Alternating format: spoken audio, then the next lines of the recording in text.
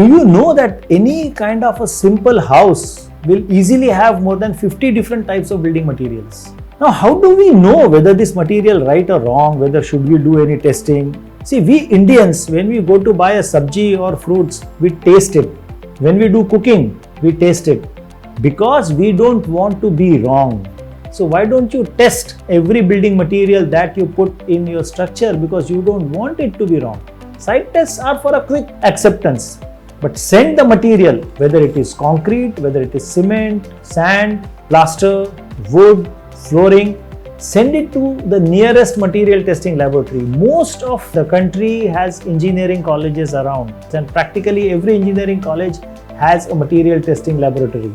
Send the material to that material testing laboratory for testing, and be very, very sure that you are creating something which is going to last and which is going to be strong.